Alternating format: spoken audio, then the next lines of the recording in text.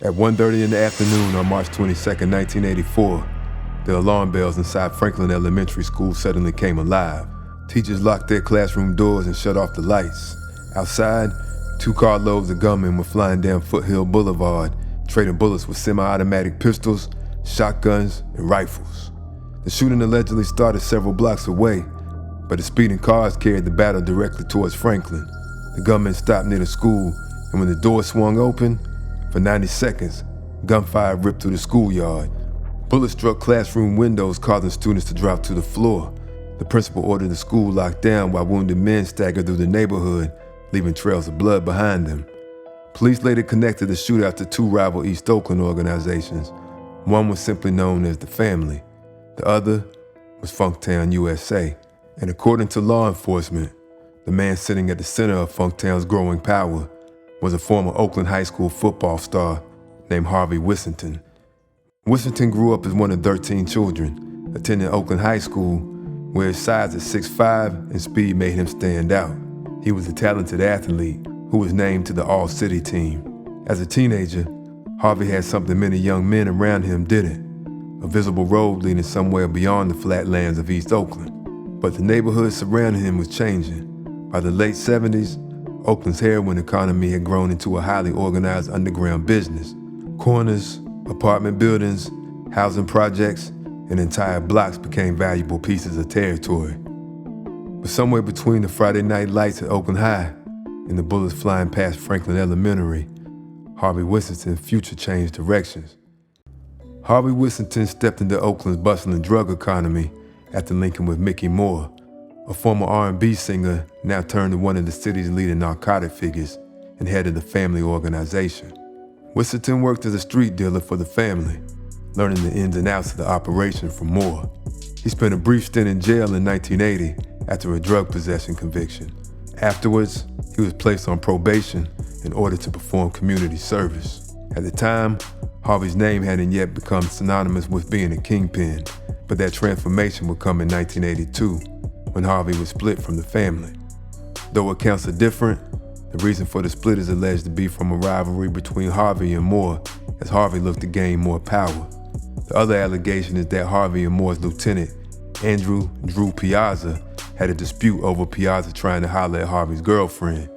When Harvey went to confront Piazza, it's alleged he was beaten with a tire iron by Piazza, who was backed by several of Moore's men. A week later, Harvey was shot in the back by Piazza. Not long after, Piazza was jailed for an unrelated heroin charge, but his actions changed the structure of Oakland's underworld forever. Harvey split from the Family, taking his knowledge, connections, and his desire for revenge with him, forming Funktown USA. Funktown's original base was centered around Lower 11th and 13th Avenues near Foothill Boulevard, but spread out over time into 79th Avenue and MacArthur Boulevard, as well as 99th Avenue and Plymouth Street and other areas.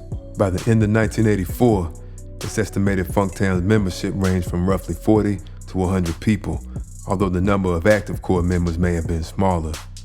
Harvey presented himself as a businessman who owned an East Oakland auto body shop and other small ventures. He complained that police harassed him and wrongly blamed him for the actions of relatives and other neighborhood associates, noting the lack of serious cases against him. But to police, they looked at Harvey as someone who had gone from Mickey Moore's apprentice to Moore's most dangerous competitor. And because the break had been personal before it became financial, the rivalry carried more than the usual hunger for money. The Family had survived this war with Felix Mitchell. Now Mickey Moore had another war coming, but this time, the enemy had learned the business from inside his own organization. To understand why the rivalry spread so quickly, you have to understand the amount of money sitting on Oakland streets. In 1984, Oakland's population was roughly 350,000, and the number of heroin users somewhere between 15,000 and 20,000. Investigators estimated that a heavy user could spend at least $50 every day. At an estimated $50 per day per user, the city's heroin economy potentially generated hundreds of millions of dollars annually. A Funktown expansion didn't simply mean opening a new location.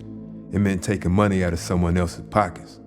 Law enforcement officials would place Funktown alongside the 69 mob and the Family as one of the major organizations that helped drive Oakland's homicide crisis during the late 70s and 80s.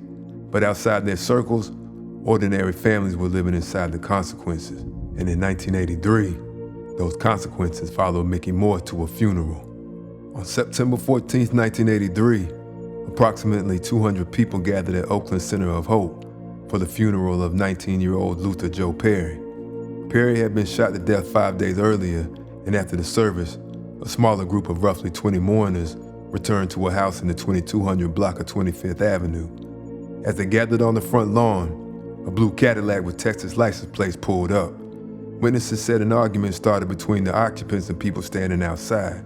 Seconds later, gunfire erupted, and when it stopped, two young men, Christopher Williams, age 20, and Clarence Johnson, age 18, lay mortally wounded. Both men died after being taken to Highland Hospital. Milton Mickey Moore was shot and died during the chaos. Later ballistic testing suggested that Johnson had fired the bullets that killed Williams, and that Williams may have shot Johnson, and in the midst of it all, Moore was hit.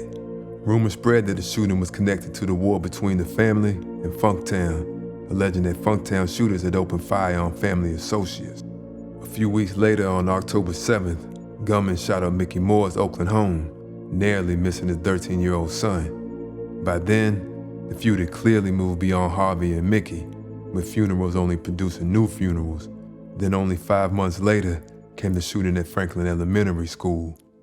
One of the men later associated with the incidents was Anderson Samaji Thurston, whom police described as a Funktown enforcer. Later arrested in 1984 on bank robbery charges, Thurston wrote a letter while incarcerated that was recovered by authorities. The letter appeared to describe more than 20 people allegedly involved in moving Harvey's dope around East Oakland, and safe houses where weapons and drugs were stored.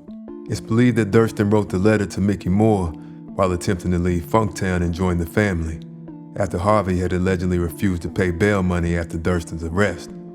Prosecutors described the letter as an intelligence summary rather than a confession that solved every open case, so the conflict on the street continued.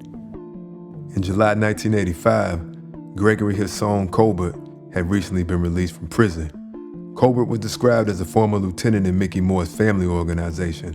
It's alleged Funktown gunmen opened fire on him near 98th Avenue and Eads Avenue in East Oakland, not knowing Colbert was wearing a bulletproof vest.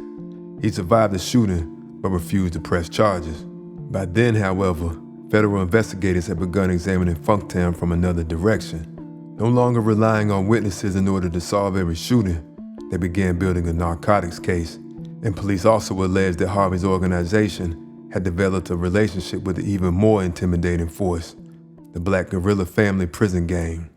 Harvey had formed an association with members of the Black Guerrilla Family, also known as BGF, who allegedly helped transport narcotics and provide outside enforcement over Oakland's territories.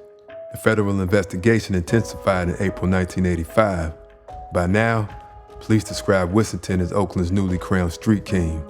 Felix Mitchell was now facing life in federal prison, and Mickey Moore's family had been weakened by arrest and years of violence leading to Funktown's expansion into territories abandoned by older organizations. But pinning anything on Harvey remained difficult, as his auto body shop provided a legitimate face, even though investigators believed narcotics were being run through the business. But by the spring of 1985, an undercover federal agent had begun entering the world behind the body shop doors. Between April 12th and September 10th, 1985, the female agent completed 9 controlled purchases involving cocaine and heroin, with most of the deals occurring at the Marin Way auto body business. On October 4th, 1985, the operation moved from surveillance to arrest. Whisenton reportedly left the shop while trying to locate cocaine for another transaction. Police followed him through the air with a helicopter, and when he returned to the body shop around 12:30 in the afternoon, officers were waiting. Prosecutors charged Whisenton with 2 conspiracy counts, 4 counts involving cocaine distribution and 3 involving heroin distribution. He eventually pled guilty in connection with approximately $80,000 worth of cocaine and heroin sold to undercover agents. When given an opportunity to address the court, Whisenton stated, "My mouth got me here, I ain't saying nothing." Harvey was subsequently sentenced to 17 years in federal prison.